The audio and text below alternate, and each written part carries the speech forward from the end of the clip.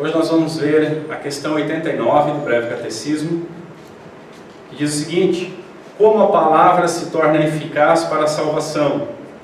E a resposta: o Espírito de Deus torna a leitura e especialmente a pregação da palavra meios eficazes para os pecadores, para os edificar em santidade e conforto, por meio da fé para a salvação.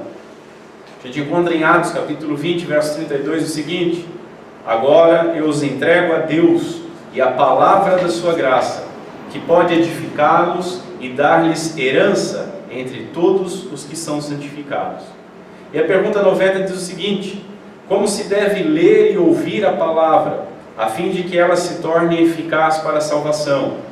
E a resposta: devemos ouvi-la com diligência, preparação e oração, recebê-la com fé e amor, guardá-la em nosso coração e praticá-la em nossa vida.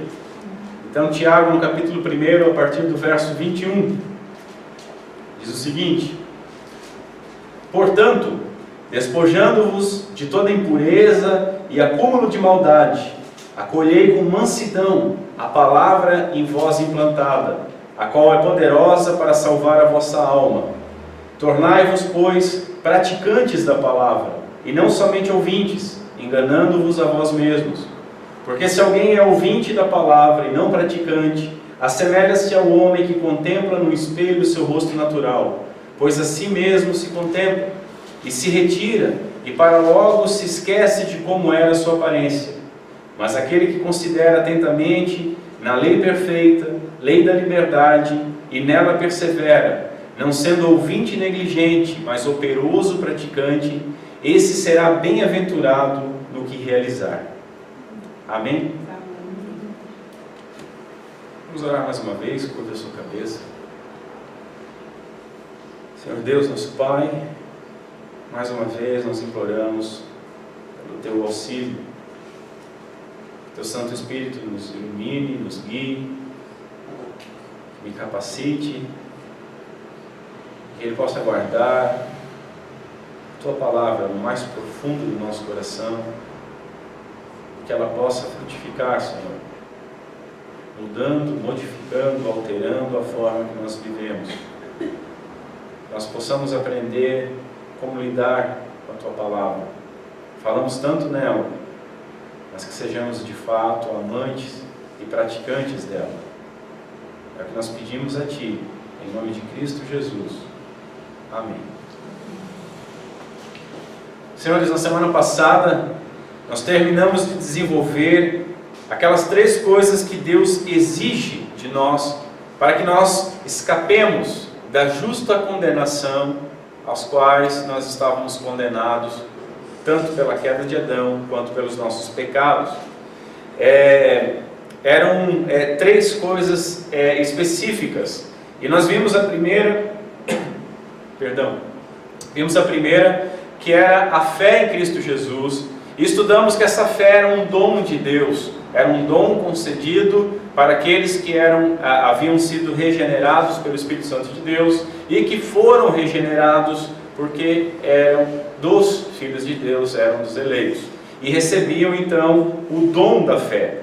Depois nós vimos o arrependimento para a vida, que também é concedido por Deus, é concedido pelo Espírito Santo àqueles que foram renascidos, àqueles que foram regenerados. E por fim, nós na semana passada observamos o uso diligente de todos os meios exteriores, sendo que a fé e o arrependimento são meios interiores causados diretamente por Deus, àqueles que receberam uma outra bênção interior que somente o Espírito Santo pode fazer, que é a regeneração. E aí há os meios exteriores pelos quais Cristo nos comunica as bênçãos da redenção. Após a gente dar uma olhadinha por cima na semana passada, nós vamos agora ver separadamente os 3 principais meios. Hoje nós vamos ver a respeito da palavra de Deus. Na semana que vem em diante, nós vamos ver a respeito dos sacramentos. Isso vai se estender até meados de novembro. E por fim, nós veremos a oração, que será o terceiro meio. E sobre oração, nós vamos explorar a oração do Pai Nosso, e isso vai se estender até o final de janeiro de 2018, quando então nós vamos ter encerrado o breve catecismo. Como hoje falaremos como a palavra se torna eficaz para a salvação, nós precisamos definir o que nós queremos dizer com palavra. E isso parece ser algo bobo, né? Algo tolo, algo simples, mas não é, infelizmente, não é. Quando nós falamos palavra de Deus, o que nós queremos falar com palavra de Deus? Em primeiro lugar, não estamos de maneira alguma falando a respeito daquelas pessoas que dizem ter recebido alguma profecia nos dias atuais. Oh, palavra de Deus, eu digo palavra de Deus. Não, não é esse tipo de palavra. Nós fugimos desse tipo de palavra. A palavra de Deus, como nós compreendemos, são as Escrituras. A revelação de Deus. Notem, Deus não revela absolutamente mais nada. Ele deu a revelação e agora o Espírito Santo de Deus nos ilumina para que nós possamos compreender, apreender e praticar, guardar, proclamar a palavra de Deus. Então, as Escrituras são a palavra de Deus. Agora notem o seguinte, toda ela. Veja que ponto nós chegamos. Nós temos que falar essas coisas. Toda ela, toda a Escritura, não somente o Novo Testamento, não somente algumas partes que você acha interessante, mas toda a Escritura, de capa a capa, tirando as partes das suas Bíblias de estudo, que aquilo não é inspirado, mas o texto de Gênesis a Apocalipse é palavra de Deus, é importante. Existem muitas pessoas hoje, dentro das igrejas, até mesmo reformadas, que desprezam por completo o Antigo Testamento. Para eles o Antigo Testamento foi só alguma coisa para aprender e deu, não tem mais nada para nos ensinar, agora é só o Novo Testamento. Não, nós temos a Escritura como um todo. Ainda que algumas coisas não sejam mais normas para nós do Antigo Testamento, como as leis cerimoniais, né? Como a lei civil de Israel, mas toda a Escritura é a palavra de Deus e tem muito para nos ensinar e nós devemos nos submeter a ela, nem que seja no entendimento ou no conhecimento. Mesmo as genealogias, elas falam muito conosco. E, adiantando algo que eu vou falar mais para frente, as Escrituras Sagradas, elas não contêm a palavra de Deus. Isso nós temos que ter também muito claro. Isso é um erro brutal no entendimento da Bíblia. Por quê? Porque se nós dissermos que ela contém a palavra de Deus, ela também contém algo que não é a palavra de Deus. E aí quem é que decide? Aí começam os problemas. Porque aí você começa a ouvir um estudioso, ou você mesmo acha que agora foi inspirado pelo Espírito Santo e dizer, não, essa porção da Escritura, ela não se aplica, ela não é palavra de Deus, né? A Bíblia, ela não contém, ela é a palavra de Deus. E eu vou repetir isso mais 2 vezes hoje. Quando nós lemos a Bíblia, quando a Bíblia fala conosco, é Deus falando conosco. Quando nós fazemos as nossas leituras na liturgia, é um momento grandioso e solene que nós temos. E não são todas as igrejas que têm isso. Um momento de parar e fazer a leitura da palavra de Deus. Notem o seguinte, infelizmente muitas pessoas, esse é o momento que elas vão ter contato com a palavra de Deus. Isso é muito triste, mas é um motivo de alegria nós termos esses momentos. Quando a palavra de Deus está sendo exposta, como ela está sendo agora, a partir do momento que o pregador, seja lá quem for, esteja falando, lendo, explicando e ficando sobre o texto da palavra de Deus, é Deus agindo. A partir do momento que ele começa a colocar axiologia, pensamentos próprios, filosofias seculares, aí já não é mais palavra de Deus. Não adianta a pessoa vir aqui, ler um texto qualquer e sair falando qualquer coisa, por mais bonito que seja, não é palavra de Deus. Não adianta a pessoa ficar a noite toda lendo textos da Escritura para lá e para cá, como textos prova, querendo fazer a Escritura provar a ideia dessa pessoa. Isso não é palavra de Deus. Hoje no culto nós tivemos muita palavra de Deus. Não, nós tivemos palavra de Deus somente quando era lido e quando era parado de ler. Era só entre as aspas. O resto era um passeio, sei lá, né, na cabeça do expositor ou o que valha. Tinha outra coisa para acrescentar, eu acrescento mais tarde. Essa palavra de Deus, da Bíblia, ela torna-se eficaz quando ela é lida e quando ela é pregada. Notem o seguinte: a Bíblia não é um amuleto, a Bíblia não é... A Bíblia é sagrada por conter a palavra de Deus, mas o livro, a forma do livro, o toque no livro, isso não é sagrado. Nós não devemos idolatrar as nossas Bíblias. Algumas pessoas idolatram a Bíblia, fazem algumas cerimônias estranhas, e beija, e se abraça, né? Não estou condenando você ter uma demonstração um dia, de alguma coisa, como eu vi um vídeo comovente, de Bíblias sendo entregues para pessoas na Coreia do Norte, onde é proibido.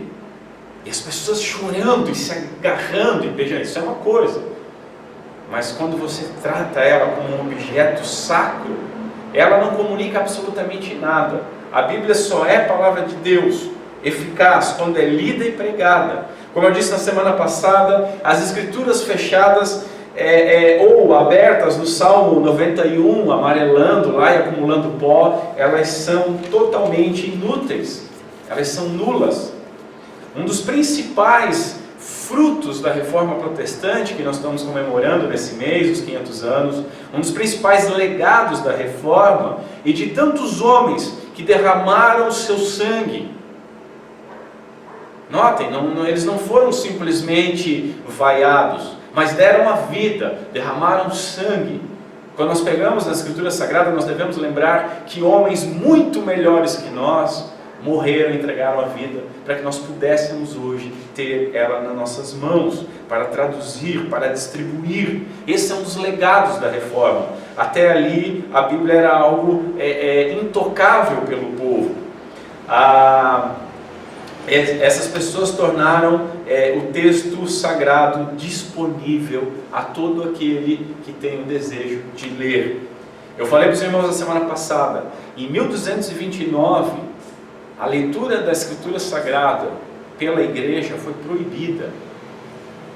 Imaginem que caos. E como eu lembrei para os irmãos, os cultos, que não são cultos, são missas, ainda eram em latim, os cantos eram em latim, era tudo em latim. Ou seja, a pessoa não tinha absolutamente nada de Deus para se agarrar, a não ser alguns objetos.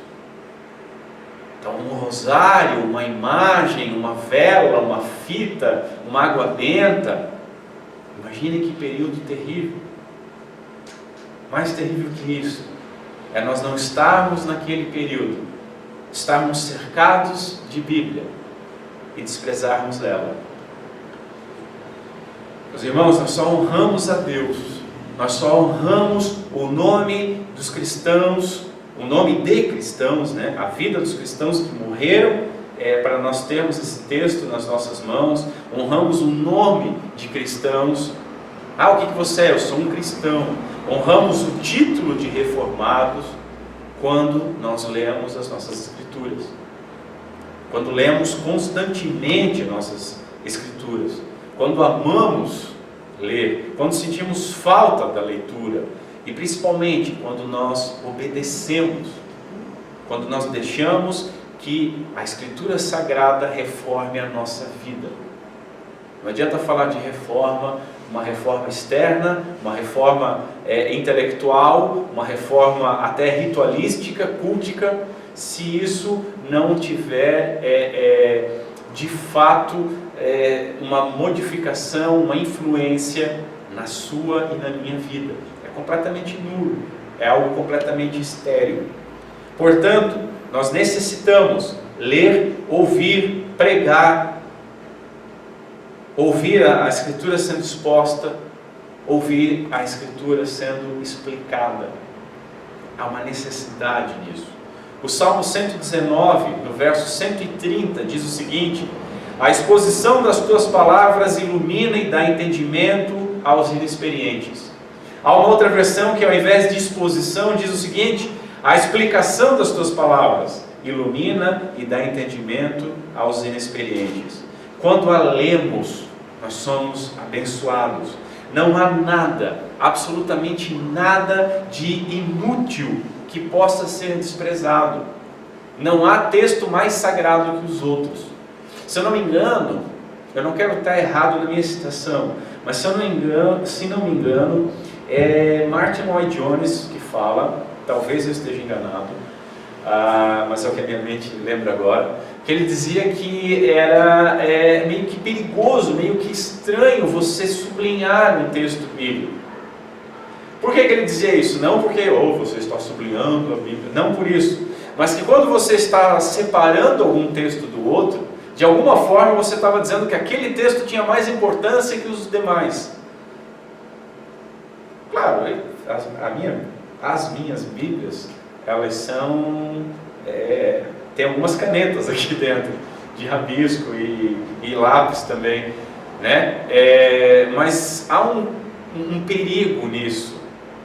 Claro, a gente risca alguma coisa que a gente quer chamar atenção, lembrar, ou que falou naquele momento com a gente de alguma maneira, mas nós devemos cuidar para não acharmos que alguns textos são mais sagrados que os outros. Como eu falei também na semana passada, eu acho muito estranho, eu até tenho uma Bíblia dessa e palavras de Jesus em vermelho. Eu não comprei por isso, eu queria aquele texto, aquela tradução e só tinha assim. Mas até tem erro, o mais interessante é isso, que o pessoal na gráfica errou. E aí tem textos que é Jesus falando que não está em vermelho. E tem textos que não é ele falando que está em vermelho. Agora o problema é o seguinte, tudo é Deus falando. Ela teria que estar toda em vermelho, a não ser os subtítulos, que não é texto sagrado. Não há então nada de inútil aqui, nada que pode ser desprezado. Assim como não há nada que nós precisássemos saber que não está registrado. Não há nada que nós precisamos saber sobre nós mesmos que não esteja nas Escrituras Sagradas. Não há nada que nós precisamos saber sobre Deus que não esteja nas Escrituras Sagradas. Nós não precisamos ir atrás desses videntes gospels, desses feiticeiros gospels. Essas pessoas que, ele fala o que vai acontecer na tua vida porque ele tem um dom de Deus. Não, o que eu preciso saber para a minha vida está aqui, está escrito aqui, está claro aqui, e vai ser cobrado de mim desse entendimento aqui. Eu tenho que ser guiado pela palavra de Deus. Assim, da mesma forma, a Bíblia é a palavra final sobre toda e qualquer literatura. Não são as ciências, sejam elas teológicas, sejam elas ciências naturais, ou arqueologia, ou qualquer coisa assim, que vai nos dizer, ou deve nos fazer termos fé em algum texto sagrado. Veja, não há nada exterior que venha homologar a palavra de Deus. Ela é homologada por si só. Não é a ciência que vai dizer, isso de fato aconteceu. Nós temos que crer que aquilo é verdade, que aquilo aconteceu, que foi daquele fato, daquele jeito, daquela maneira, porque nós lemos no texto sagrado. Até uma brincadeira de umas pessoas na internet que dizem o seguinte a respeito de Jonas, né, ser engolido por um peixe. Se a Bíblia dissesse que Jonas engoliu o peixe grande e tivesse ali registrado, eu também ia acreditar, porque está no texto sagrado, né? Nós sabemos que existem figuras de linguagem, existem textos diferentes de outro, poesia é diferente de uma narrativa, que é diferente de um mandamento. Nós sabemos de todas essas coisas, nós temos que interpretá-la, a palavra de Deus, cada texto no seu contexto, mas nós não podemos pegar nada de fora para dar autoridade para ela, ou para complementar. Ela tem que ser o nosso guia perene. Como eu já falei, ela não contém a palavra de Deus, ela é a palavra de Deus. E a função principal dela é revelar-nos Deus além das suas obras primárias. Romanos capítulo 1 nos ensina o seguinte, que todo homem, ele não tem desculpa alguma de não entender que há um Deus, ele é culpado pela revelação natural. O que é a revelação natural? É a criação de Deus. Nós deveríamos olhar para a natureza como ela é, olhar para um pôr do sol, olhar para as estrelas de uma noite, olhar para a vastidão de um mar, ou uma vastidão verde de uma floresta, para a riqueza entre um ambiente macro ou microscópico, e entendermos, olhar para o nosso corpo, olhar para nós no espelho, e entendermos que há um Deus Criador, que aquilo ali não é fruto do acaso. Mas essa revelação natural, ela necessita de uma revelação especial, porque olhando para a natureza, olhando para nós, olhando para as coisas criadas, nós não vamos entender nunca que somos pecadores, e que estávamos debaixo de um julgamento, e que Deus, em Cristo Jesus, nos salvou. Então, essa é a questão, o tema é a importância das Escrituras, essa revelação especial das obras de Deus, não só da criação do homem, mas a queda do homem e todo o drama da salvação, a consumação junto com a criação, de Gênesis a Apocalipse, caminhando de mãos dadas, sendo que aquilo que Deus determinou, a sua providência vai movendo ao longo da história e fazendo com que a história reflita exatamente aquilo que Deus determinou fora da história. Qualquer pessoa, meus irmãos, por mais simples e limitada que ela seja, ela pode compreender as questões mais importantes da vida com o texto sagrado. Ela pode compreender a salvação simplesmente pelo texto sagrado. A Bíblia é suficiente para isso, e a gente vê testemunhos e mais testemunhos de pessoas muito simples, semi-analfabetas, que ao ler as Escrituras, inclusive há testemunhos de pessoas sim, analfabetas, que ouviram as Escrituras, e só ouviram, e creram naquilo, e entenderam. Então, a Bíblia não é um livro para estudioso. A Bíblia, quando a Escritura foi proibida, e algumas das celeumas da Reforma, quando os reformadores queriam colocar a Bíblia na mão do povo, a defesa do catolicismo era o seguinte: não, o povo é ignorante, somente o clero tem capacidade para interpretar corretamente, somente a igreja tem capacidade para interpretar corretamente as Escrituras. O perigo disso qual é? Se nenhum de vocês sabe o que Cristo Jesus falou, e se só eu posso falar o que Ele falou, eu vou falar da maneira que eu quiser, e vocês vão balançar a cabeça e dizer: puxa, Deus, então é assim. Qual é o perigo, o efeito colateral da reforma? A Bíblia está na mão de cada um de vocês. Aí algum de vocês, quando eram crianças, a mãe não cuidou direito, aí pegou muito sol na moleira, aí cozinhou um pouco os miolos, aí tem umas ideias meio estranhas, e aí sai interpretando errado. Era isso que a igreja não queria, mas esse efeito colateral, ele tem que ser absorvido, né, pelo benefício de nós termos as Escrituras nas nossas mãos. Agora, eu disse que qualquer pessoa, por mais simples que seja, uma criança, um idoso, um semi-analfabeto, uma pessoa de entendimento simples, pode ler e descobrir a profundeza da salvação de Deus, da salvação em Cristo Jesus por ela. Mas, mesmo as pessoas mais capacitadas, os maiores estudiosos, eles nunca vão conseguir exaurir o oceano profundo de verdades preciosas que tem na Escritura Sagrada. Nós vemos até pessoas com uma inteligência, uma capacidade inominável, pessoas que realmente teriam capacidade para entender, e têm capacidade para entender coisas que nós não conseguimos nem imaginar, e elas se debruçam nas Escrituras Sagradas, e leem, e conhecem, e citam nos idiomas originais, mas elas têm um problema: a Escritura Sagrada para elas está divorciada da ação do Espírito Santo de Deus, não se tornou eficaz para a salvação. É assim que nós encontramos teólogos ateus que dominam as universidades europeias hoje. É assim que nós encontramos pastores ateus. Entenda o seguinte: Existem muitos e muitos pastores que fazem todo um teatro aqui de cima, mas que não acreditam em absolutamente nada daquilo que estão falando. É simplesmente um trabalho. Isso é triste. É muito triste.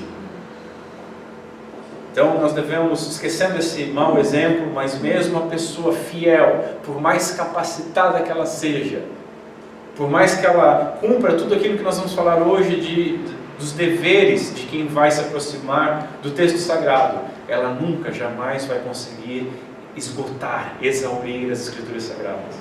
Nós teremos a eternidade inteira para ir muito além, óbvio, das Escrituras, mas muitas das coisas que estão aqui nós vamos compreender só totalmente lá. Mas não podemos esquecer de Deuteronômio 29 e apelar para a ignorância, né? O que está revelado nós devemos nos esforçar para entender, e o que não está revelado nós não devemos ficar conjecturando. Seguindo aqui, por esse motivo, a leitura comunitária, ela é muito importante. Lembra que eu falei para os irmãos, as pessoas que estão mais tempo nessa jornada com a gente, agora eu falo para os outros, que uma daquelas coisas que chocaram quando eu falei nisso. Primeiro eu choquei dizendo, olha, vocês têm que ler a Bíblia, tá? Vocês são cristãos, têm que ler a Bíblia. Vamos fazer um plano de leitura e vamos ler a Bíblia. E puxa, agora vamos ter que ler a Bíblia. Vamos ter que ler a Bíblia. Uns não aguentaram, outros leram. Todo bom cristão, ele lê a Escritura. Mas eu disse o seguinte, que a leitura da Bíblia Sagrada, isolada, é muito perigoso. A leitura isolada do texto sagrado é terrível. E mais terrível ainda, entendam, e não me entendam mal, não me compreendam mal, são aquelas pessoas que dizem que são homens de um livro só. Isso é terrível. Nós devemos ler e ler muito, e ler de tudo. Agora, devemos entender que existe só um texto sagrado, que vai moldar todas as outras coisas. Nós somos homens, eu não lembro a frase direito e nem quem disse agora, mas tem alguém que tem uma frase mais ou menos assim, que somos homens de muitos livros, mas o porto seguro é a Bíblia. Mas se você, eu só leio a Bíblia, vocês perdem tempo, eu só leio a Bíblia. O cara nunca leu uma poesia. Alguns textos da Escritura, como Cantares, vai ser bem complicado para essa pessoa. Essa pessoa vai querer interpretar Cantares da mesma forma que interpreta os 10 mandamentos. É difícil. Uma pessoa que não tem leitura alguma sobre não só arqueologia ou as coisas do tempo bíblico, mas outros livros, não vai conseguir entender os contextos, por que determinadas coisas estão escritas aqui. E aí vai conjecturar na cabeça. Veja, novamente eu estou dizendo, quem interpreta as Escrituras são as próprias Escrituras. Mas as Escrituras muitas vezes não nos dão o contexto. Contexto para entender por que determinada coisa está registrada. Então nós temos que fazer o quê? Uma leitura, claro, nossa, constante. Já adiantando lá o que eu vou falar no final, mas aí eu falo agora. Nós devemos ter 2 tipos de leitura principais, que é a leitura sequencial das Escrituras Sagradas. Senta e lê. Então você tem que fazer uma leitura constante, uma leitura devocional, uma leitura mais pausada, menos texto, mais qualidade. E aquela leitura você fica meditando durante o dia. Isso é a forma que você vai crescer nas Escrituras, lendo ela constantemente e lendo ela de forma meditativa. Agora, essa leitura constante e a meditativa, ela tem que ser também comunitária. A comunidade tem que estar lendo, a comunidade tem que conversar sobre isso. Irmãos com irmãos, puxa, eu li um texto, irmão, e nossa, eu entendi um negócio tão legal que é assim, assim, assim, aí outro irmão está ali junto. Meu querido, com todo respeito, você não entendeu. E aí ir se modelando, o corpo atuando. Se tiver dúvida, fala com o irmão mais experiente. Ter essa leitura comunitária. Outra coisa que é muito importante, a exposição. A exposição do texto bíblico, quando o texto bíblico vai ser explicado e aplicado. Por isso que a pregação bíblica é o ponto alto do culto, é o ponto de maior adoração.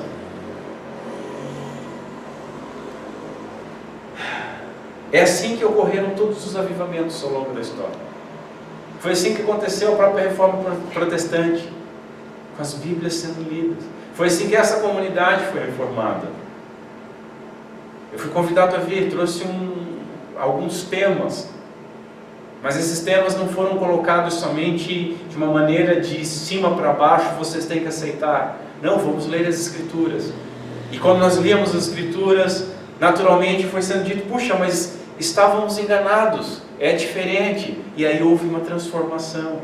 É assim que aconteceu, por exemplo, no retorno do cativeiro, lá em Neemias 8:8, diz o seguinte: leram o livro da lei de Deus, interpretando e explicando, a fim de que o povo entendesse o que estava sendo lido. Não foi só lido, mas foi sendo interpretado, sendo explicado, para que o povo compreendesse a palavra de Deus. Claro que não basta apenas expor, eu vou reafirmar isso. As Escrituras não são palavras mágicas. Não adianta você ouvir as Escrituras narradas pelo Cid Moreira, ou alguém que te dê menos sono do que, né? Não adianta você ouvir ou só ler, porque não são palavras mágicas. Elas só têm de fato efeito quando o Espírito Santo as abençoa. Por isso não depende da retórica do expositor. Claro que se o expositor não souber absolutamente nada, fica difícil, né? Mas veja, não depende do expositor, depende do Espírito Santo de Deus, depende de mais alguém. Como diz a pergunta, o que a pergunta nos diz lá em cima? Como a palavra de Deus se torna eficaz para a salvação? O Espírito de Deus torna a leitura. Nós somos dependentes do Espírito Santo. Não há ninguém que dê mais atenção ao Espírito Santo de Deus do que os reformados. Os reformados dependem dele para tudo.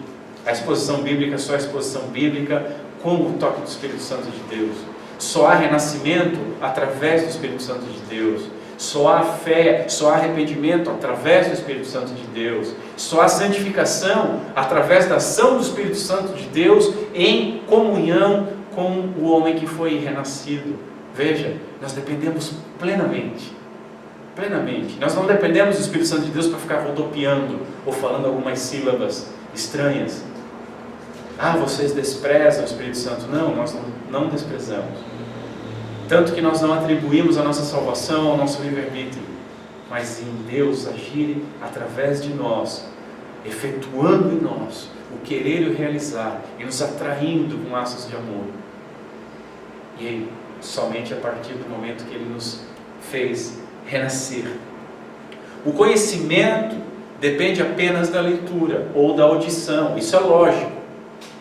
Isso é importante. Veja, existem comunidades, isso vem lá ao longo da história, já com Marcião. Nós só temos a Bíblia do jeito que nós temos hoje. Deus usou até o herege do Marcião, mas o Marcião tinha suas filhas lá, que eram os proto-pentecostais, né, que eram os profetisas e tal.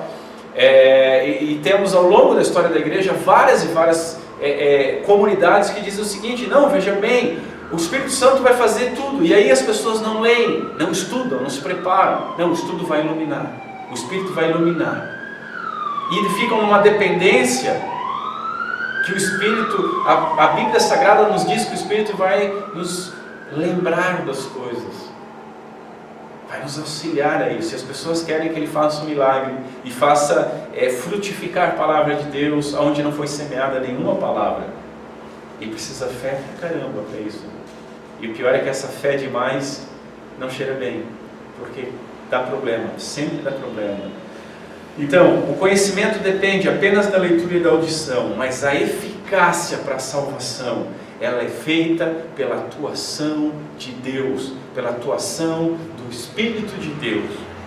O teólogo Van Horn, ele sintetiza dessa forma: os pecadores, eles são convertidos e edificados na fé pelo Espírito à medida que a palavra é pregada.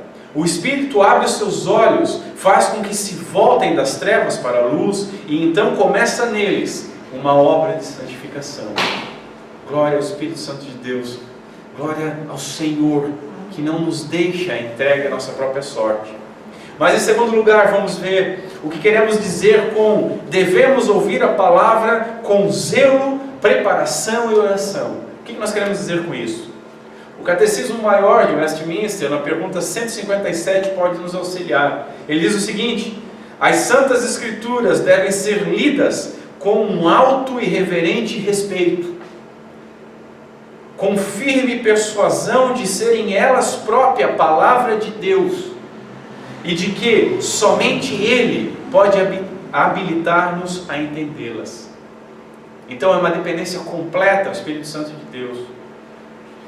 E levar com um alto e reverente respeito. O que é isso? Às vezes a gente vê algumas coisas que são meio estranhas e nós temos que pensar nessas coisas.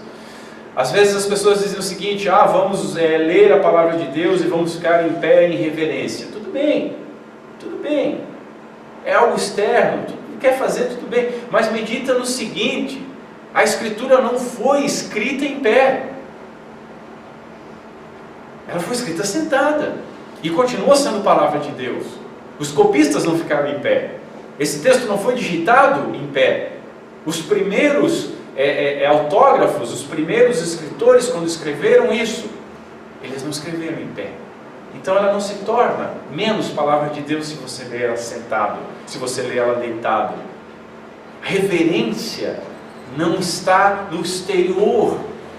Não adianta você ler ela de joelho, com a cabeça longe, e achar que você está fazendo melhor do que alguém que está lendo ela deitado, mas em sintonia, quebrantado, querendo ser alimentado e dependendo do Espírito Santo. Vejam como nós estudamos os 10 mandamentos, segundo o breve catecismo, e é muito fácil para nós dizermos o seguinte: primeiro mandamento, não terás outro Deus diante de mim, ou seja, não devemos ter ídolos. O terceiro mandamento, que fala a respeito do nome de Deus e da forma de cultuá-lo. E aí nós dizemos o seguinte: nós não temos nenhum ídolo. Ídolos tem os outros.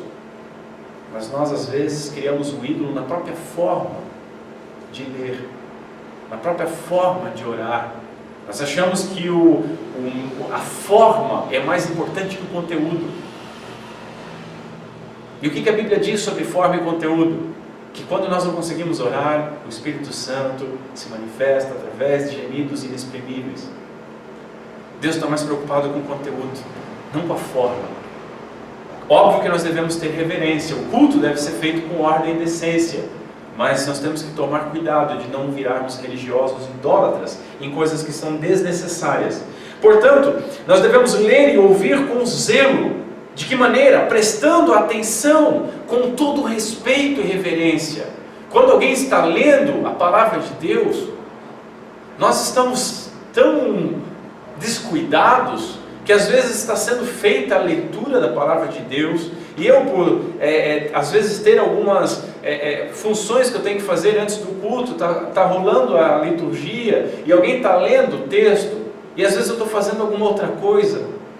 Depois eu penso: meu Deus, e olha, eu estou sendo exemplo, e peço perdão publicamente para os irmãos. Quando alguém está lendo o texto sagrado, é o texto sagrado, é Deus. Não é o que o irmão está falando, é Deus. Reverência.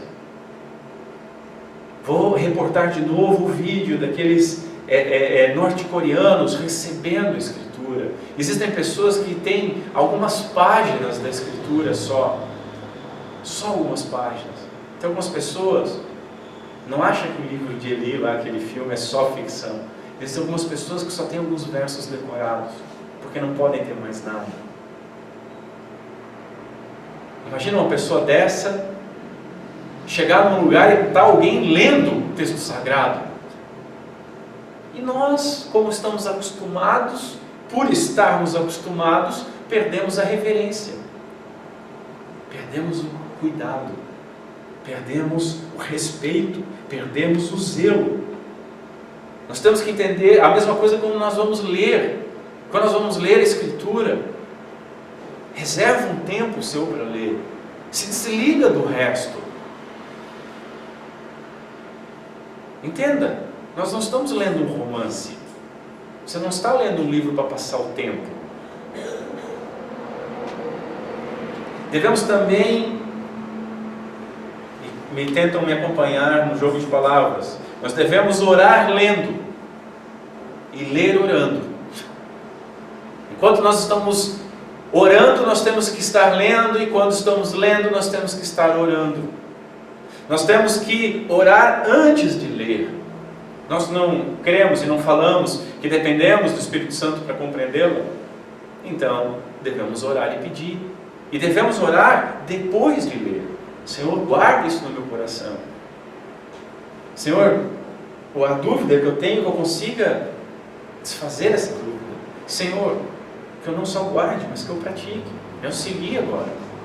Não me faz ser réu de ter esse conhecimento, de ser cobrado mais e não praticar. Devemos depender de Deus e usar todos os meios que Ele nos proporciona. Todos os meios que Ele nos proporciona.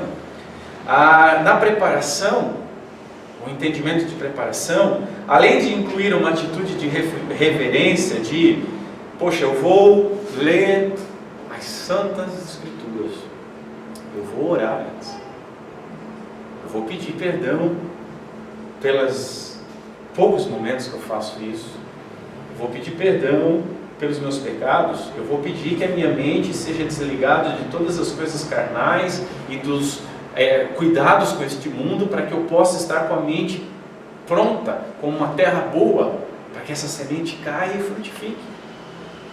Isso é uma preparação. Mas além disso, essa preparação também inclui estudos dos idiomas que nós vamos ler, o uso de dicionário, de léxico, de comentário, de livros para nós termos uma compreensão histórica. Isso também faz parte da preparação. Nós nos inteirarmos sobre o que nós vamos ler. Por isso, às vezes, é interessante você ter uma Bíblia de estudo. Você vai ler um texto, vai ler a primeira epístola de Pedro. Então você lê no prefácio um contexto histórico, aonde que foi, o que aconteceu e tal. Você não precisa ler isso sempre, mas, poxa, agora eu sei, você vai ler uma carta de Paulo, Paulo escreve, estou em cadeias. Pô, o que é estou em cadeias? A gente não usa essa expressão. Ele está preso, escrevendo uma carta pastoral. Puxa, você vai ler ela com os outros olhos. Você vai, se colocar mais dentro do contexto que aquilo está escrito. Mas, sobretudo, devemos depender de Deus.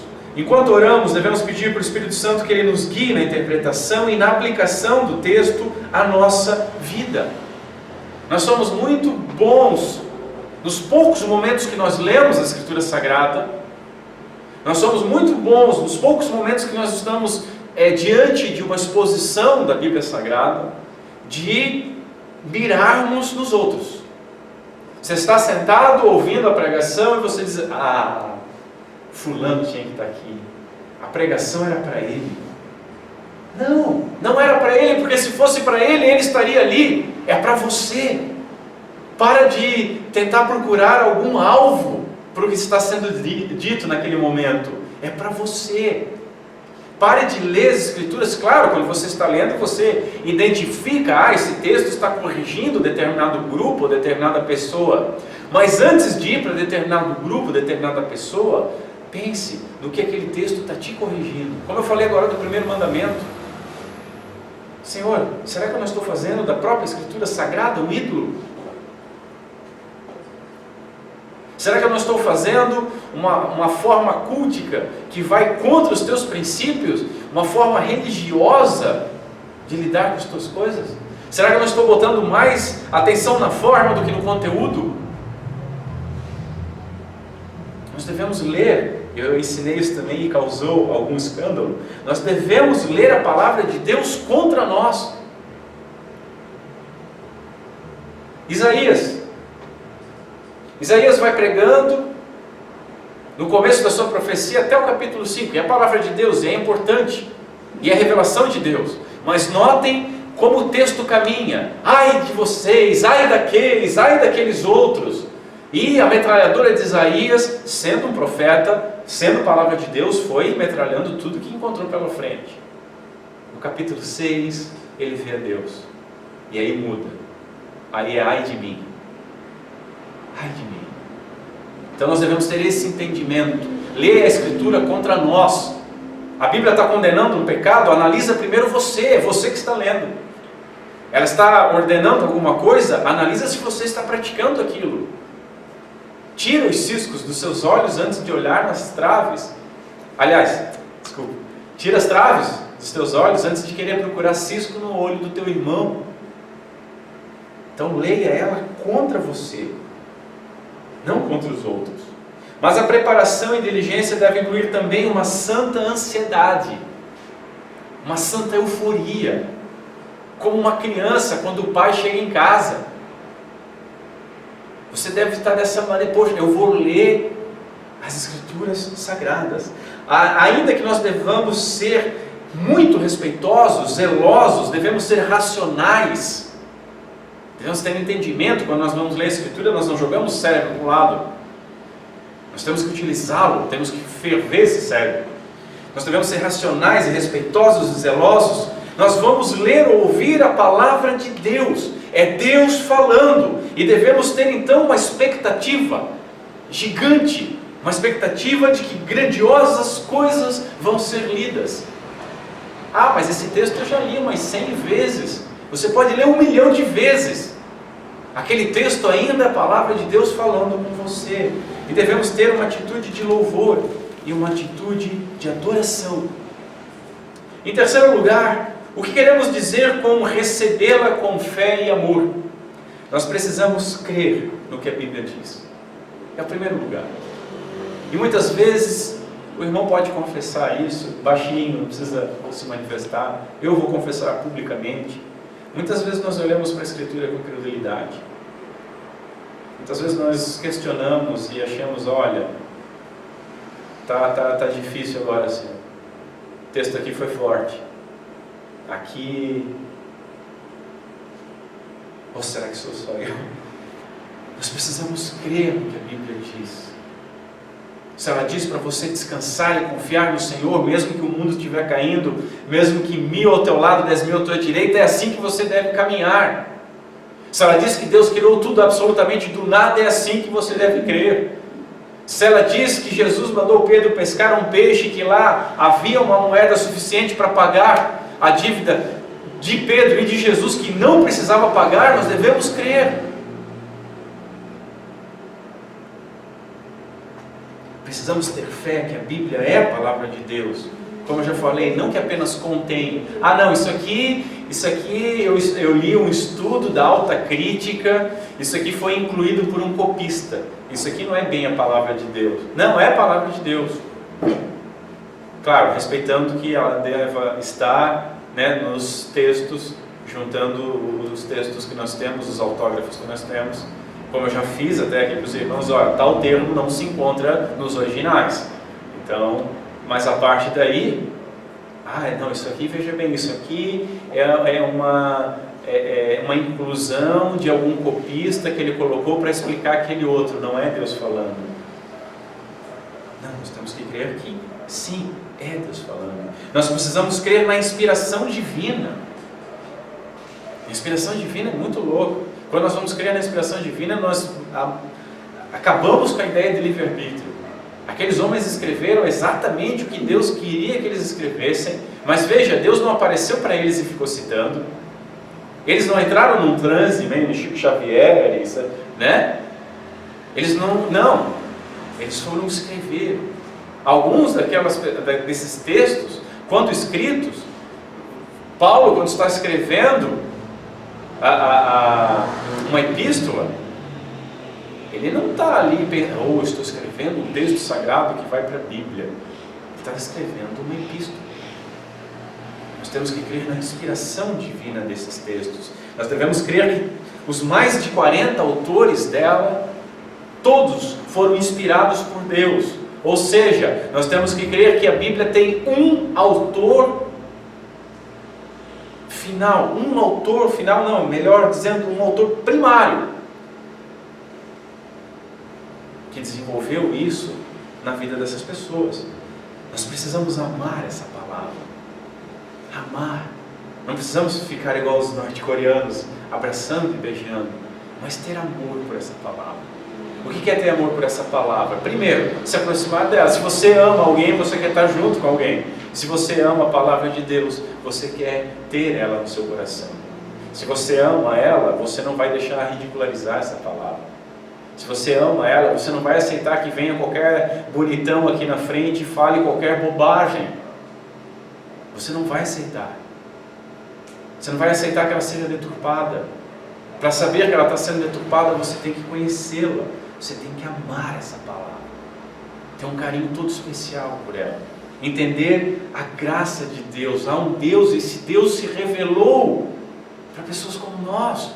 Nós não podíamos chegar até Ele, Ele veio a nós. Ele cria a fala, os idiomas. Ele cria a comunicação.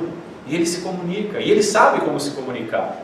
Imagine o seguinte, imagine uma carta de Ronald Reagan, uma carta de Margaret Thatcher, uma carta de Lutero, uma carta de Calvino, uma carta de José Bonifácio, uma carta, sei lá, de Pero Vaz de Caminha. E você pega essa carta de um personagem histórico que você admira e ela foi escrita para você. Como é que você vai ler essa carta? Como é que você vai se comportar com essa carta? Agora veja o seguinte, imagina o autor e consumador da nossa fé.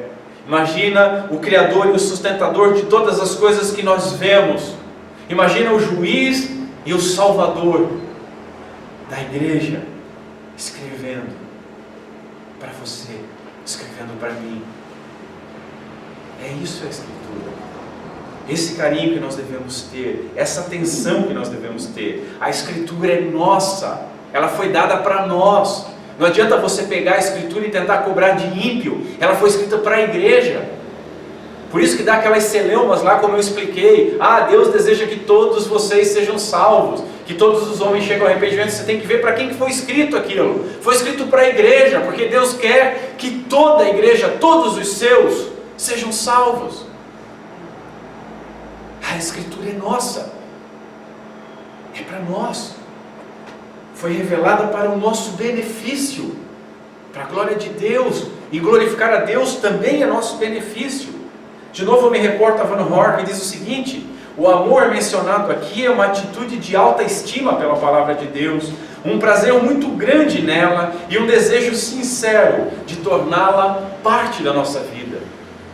Não só de pão viverá o homem, a gente sabe citar isso de cabeça, mas o verbo da vida é o pão que desceu do céu. Ele é a própria palavra, Ele é o caminho, é a verdade e a vida. É aqui que nós encontramos, quando conhecermos a Ele, assim como diz as Escrituras, do nosso interior fluirão rios de água viva. Por que nós temos sido umas fontes rotas, secas? A explicação é óbvia. Isso nos leva ao quarto ponto. Nós devemos guardá-la em nosso coração e praticá-la em nossa vida. São duas coisas diferentes e intimamente ligadas. Guardar e praticar. Como já falamos, a Bíblia fechada é completamente nula. E mesmo lendo ou ouvindo, se você lê e ouve com displicência, ou imaginando serem palavras mágicas, ou para aplacar a consciência, isso é nulo. Ouvir com atenção, ouvir com zelo, mas não praticar, é nulo. Completamente nulo. Através da ação do Espírito Santo de Deus que efetua em nós o querer e o realizar, que nos ilumina a compreender, a crer e a praticar a palavra revelada, nós devemos então orar e agir na força do Espírito. Orar e agir. Devemos guardá-la em nossos corações. Mas como que nós guardamos ela em nossos corações? Orando para que o Espírito Santo de Deus grave ela. Grave tudo aquilo que nós lemos, grave tudo aquilo que nós ouvimos, e que lhe dê e me dê fome por essa palavra. Quantas vezes você já orou por isso? Senhor, me dá fome pela tua palavra, que eu não consiga passar, Senhor, um dia sem ler a tua palavra, que não seja uma obrigação, mas seja um prazer, um deleite, que a tua lei, Senhor, seja para mim doce como mel, que a tua palavra seja de fato para mim a luz que ilumina meu caminho. Eu não preciso perguntar para os outros, o que eu faço? A tua palavra tem me guiado.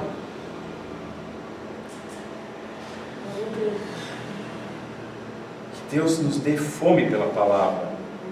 E assim nós vamos querer conhecê-la cada vez mais. Veja, lendo, meditando, decorando. Temos que ler. Temos que meditar no que lemos. Não adianta você acabar de ler, fechar e ver uma novela. Mas meditar. A nossa geração perdeu isso. Nossa geração está muito ocupada. Desliga a internet. Sai do Facebook. Sai de algumas redes sociais. Se desliga de algumas coisas. Tire tempo para ler. Tire tempo para orar. Tire tempo para meditar. Nós precisamos resgatar isso na igreja. Lê. Senta em algum lugar. Senta em algum canto da casa. Vai pensar no que você leu. Vai pensar no que Deus queria dizer. Vai pensar no que você tem que fazer. Vai pensar na grandiosidade daquilo tudo. Junta aquilo que você leu naquele dia com tudo que você leu anteriormente. Faz o teu cérebro trabalhar, ter algumas sinapses, juntar informações. Aí você vai ver como é maravilhoso. Decorar. Nós temos que decorar textos. Eu tenho uma dificuldade extrema para isso, irmãos. Vocês já viram que nem a bênção final eu consigo decorar. Endereço bíblico é um defeito que eu tenho, mas eu tenho lutado para isso. Decore porções da Escritura. Ainda que você não saiba, veja, versículo e capítulo não é texto sagrado. Você não precisa dizer capítulo 4, versículo 3. Você precisa dizer o que está escrito ali, mas dizer o que está escrito ali. Não o que você acha que está escrito. A boca fala, meus irmãos, que o coração está cheio. Você crê nisso? Quem disse isso foi Cristo Jesus. A nossa boca vai falar do que o coração está cheio. Mas eu pergunto para os irmãos, com o que que nós temos enchido os nossos corações? Como é que o nosso coração vai estar cheio da palavra de Deus se nós não temos enchido ele com a palavra de Deus? Como é que nós queremos que a nossa boca seja uma fonte de bênçãos? Que nós possamos ter sempre uma palavra de conforto, de consolo, de admoestação para os outros? Se nós não enchemos o nosso coração com a palavra de Deus, enchemos com um monte de porcariada. Jesus foi brutal nessa definição. A boca fala, porque está cheio o coração. Então vamos encher o nosso coração. Somente a partir dessa saturação, nós temos que estar saturado da Escritura Sagrada. Charles Spurgeon tem uma frase maravilhosa para descrever John Bunyan, um puritano. E se você ler o livro, eu aconselho você a ler, eu já falei isso, O Peregrino, você vai ver como é Bíblia em cima de Bíblia, dentro de uma fábula, dentro de um romance. E o Spurgeon ele dizia que se você chegasse no puritano John Bunyan e cortasse qualquer parte do seu corpo, ele sairia Escritura, porque ele estava impregnado, ele estava saturado das Escrituras. Será que se alguém poderia dizer o mesmo de nós? E veja, nós temos tantas versões de Bíblias, temos até no celular. Algumas pessoas nem carregam mais a Bíblia porque está no celular, e aí ele tem Bíblia até a bateria acabar. Você está no ônibus, o neguinho leva o teu celular, né? Mas ele não vai levar a tua Bíblia, é muito difícil. Enfim, saturar. Somente quando nós estivermos saturados é que também, com o auxílio do Espírito Santo, nós vamos poder praticar. Aquilo vai fazer com que você naturalmente tome as atitudes conforme aquilo que você aprendeu. Natural. Se cremos que é uma ação do Espírito Santo nos eleitos, por que estamos clamando pela obediência e pela prática? Porque ninguém pratica a palavra forçadamente. Esse é o ponto. Esse é o erro que as pessoas põem a respeito da igreja reformada. Às vezes que nós somos, então se a pessoa é eleita, ela vai ser salva de qualquer jeito e vai ser puxada pela orelha. Não! Nós somos chamados aí. Assim como eu estou chamando e admoestando os irmãos a ler as Escrituras. Ninguém vai a Cristo obrigado, é por isso que clamamos. Os filhos de Deus, eles são irresistivelmente atraídos a obedecerem ao chamado de Deus. Por isso, nós chamamos a igreja, nós chamamos os filhos de Deus, amem as Escrituras, aprendam as Escrituras, leiam as Escrituras, gravem as Escrituras, pratiquem as Escrituras. Você é um filho de Deus? Você realmente é um filho de Deus? Você vai praticar ou vai só ouvir? Porque se você é, a palavra de Deus tem que te mover. Isso nos leva a outra obrigação abençoada. Não necessitamos apenas ouvir, crer, amar, gravar e praticar a palavra. Tudo isso é necessário, mas não se limita a isso. Nós precisamos proclamá-la. Temos que proclamá-la, expor ela, anunciar ela. Como é que nós vamos fazer isso se não a conhecemos? Se cremos em Deus, se cremos na queda do homem, se cremos na condenação que paira sobre todo ser humano nascido naturalmente, se cremos na salvação oferecida por Deus gratuitamente no Evangelho, e se obedecemos a Deus amando o próximo, então nós precisamos proclamá-la, ainda que o próximo fique furioso conosco. Não interessa se ele vai ficar furioso ou não. Nós não podemos proclamar as palavras de Deus querendo forçar uma pessoa a crer naquilo que nós queremos para nós estarmos certos, ou para atrairmos ele para a nossa igreja, ou para impor a nossa ideia. Não é isso. Mas nós temos que, se cremos em Deus, se cremos em tudo que a Bíblia fala, e se obedecemos amando o nosso próximo, nós temos que querer também que ele descubra a verdade. Se cremos que Deus elegeu um povo e que Ele chama de maneira eficaz, que Ele dá fé e arrependimento, nós devemos proclamá-lo. E isso tira um peso das nossas costas. Como eu falei, não depende da retórica de quem está falando, depende da ação do Espírito Santo de Deus em abençoar aquilo que está sendo falado. Não é a nossa força, mas o que age é o Espírito Santo de Deus. Os eleitos vão ouvir. As ovelhas perdidas, elas vão ouvir a voz do pastor. Os escolhidos vão ao caminho, à verdade e à vida. Paulo nos ensina lá em Romanos, como crerão se não há quem pregue? Nós temos que pregar. Quando pregamos, nós também condenamos. E dentro disso, nós também estamos fazendo a vontade de Deus. Veja, 2 Coríntios, quero encerrar lendo esse texto. 2 Coríntios, capítulo 2, versículo 14, diz o seguinte, 2 Coríntios 2,14, Paulo diz o seguinte: graças, porém, a Deus, que em Cristo sempre nos conduz em triunfo, e por meio de nós manifesta em todo lugar a fragrância do seu conhecimento. O que é a fragrância do seu conhecimento? É o perfume do conhecimento de Cristo. Mas o texto continua: porque nós somos para com Deus o bom perfume de Cristo. Mas esse perfume tem que sair do frasco. Agora olha, porque nós somos para com Deus o bom perfume de Cristo, tanto nos que são salvos, como nos que se perdem. E olha o que o texto diz: para com estes quem? Os que se perdem. Nós somos cheios de morte, para a morte. Para com aqueles, quem? Aqueles que são salvos, nós somos aroma de vida, para a vida. E aí Paulo diz o seguinte: quem porém é suficiente para estas coisas?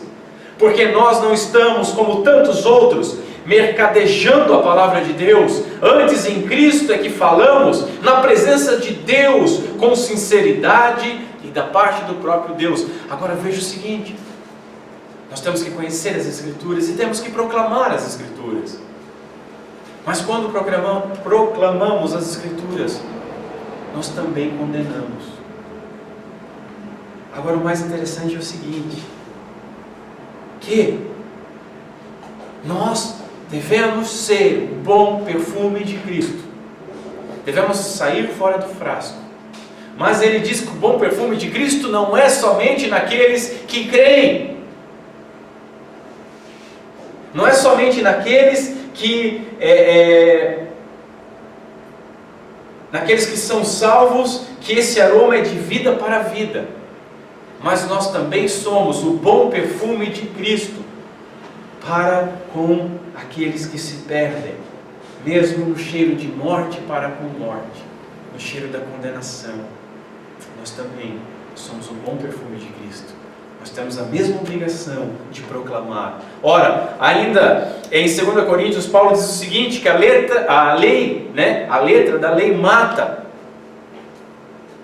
e o Espírito vivifica. E aí tem toda aquela celeuma, né? Não vamos ler a Escritura, né? A Escritura deixa o Espírito fluir. Não, meu querido irmão, a lei, ela mata, ela tem que ser mortal, brutalmente mortal. Por isso que a pregação do Evangelho inicia com a lei. A lei, ela vai matar, ela vai condenar, tanto eleitos quanto réprobos. Mas o Espírito Santo de Deus é quem vivifica aqueles aos quais Cristo é fragrância de vida, nos salvos. Mas nos outros ainda é perfume de Cristo, mesmo na condenação. E nós temos que pregar. Ambos os casos, o bom perfume de Cristo é exalado. Uma última advertência, tanto para quem está me ouvindo que não crê em Deus, que não crê na Bíblia, mas principalmente para aquele que ouve a palavra de Deus, ouve semana após semana, mas não crê, ouve semana após semana, diz que crê, diz que Deus é tudo para ele, mas não pratica.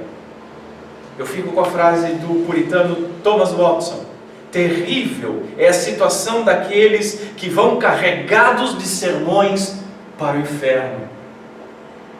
Imagina que peso de condenação a quem muito é dado, muito é cobrado. Não seja um desses. Para usar uma expressão bem de Facebook atual, assim, sabe aquela pessoa que vem sempre na igreja, aquela pessoa que diz que lê a Bíblia constantemente, ou até mesmo lê, que ouve sermão, que não falta um culto, mas que não coloca absolutamente nada em prática? Não seja essa pessoa. Não seja essa pessoa. Essa pessoa, ela não só está se condenando, mas se cumprindo a condenação nela, ela vai com um peso terrível para o inferno. Ela vai com um peso terrível. Vamos ficar em pé. Vamos agradecer a Deus e vamos pedir perdão por sermos tão negligentes com a sua palavra. Senhor Deus, nosso Pai, em primeiro lugar, nós te agradecemos pelo dia, pela tua graça, pela tua misericórdia em nos trazer aqui e ouvir a tua santa palavra. Te agradecemos, Senhor, em segundo lugar, porque tu se revelaste a nós através da Escritura. Senhor, muito obrigado porque tu não nos deixou apalpando no escuro, mas tu nos iluminou com a tua revelação, com aquilo que tu exige de nós, com aquilo que tu fez, com aquilo que tu ainda farás, com promessas maravilhosas.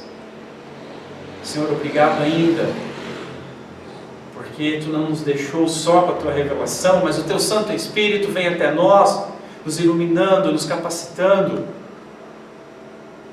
a interpretá-la, tornando essa palavra viva e eficaz em nossos corações para a salvação. Muito obrigado.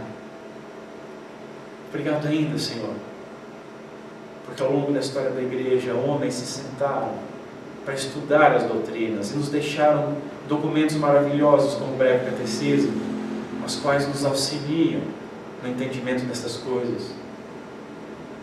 E, Senhor, nos perdoa por sermos tão negligentes, nos perdoa por sermos tão irresponsáveis, nos perdoa por sermos tão irreverentes, tão falsos, tão faltos de temor, tão tímidos. Tem misericórdia de nós, Senhor. Não impute essa falha, esse pecado a nós. Aparta de nós esse pecado e muda, Senhor, as inclinações dos nossos corações. Nos dá um amor pela Tua Palavra. nos dá um desejo pela Tua Palavra, nos dá fome pela Tua Palavra. Que o Teu Santo Espírito possa nos auxiliar a compreender e guardar em nosso coração, e que nós possamos praticar a Tua Palavra. E Senhor, nos dá intrepidez e ousadia e confiança em Ti, porque é o Teu Santo Espírito que vai agir na Tua Santa Palavra, mesmo falada por vasos de barro como nós. Mas Paulo disse que esse tesouro foi colocado em vasos de barro para que nós não ficássemos soberbos. E Senhor, nós cremos na Tua Palavra de tal maneira que nós possamos praticá-la sem temor, com ousadia, Te obedecendo. E sabemos que a Tua Palavra sempre vai ser eficaz, ela nunca vai voltar vazia, quando é a Palavra de Deus sendo praticada.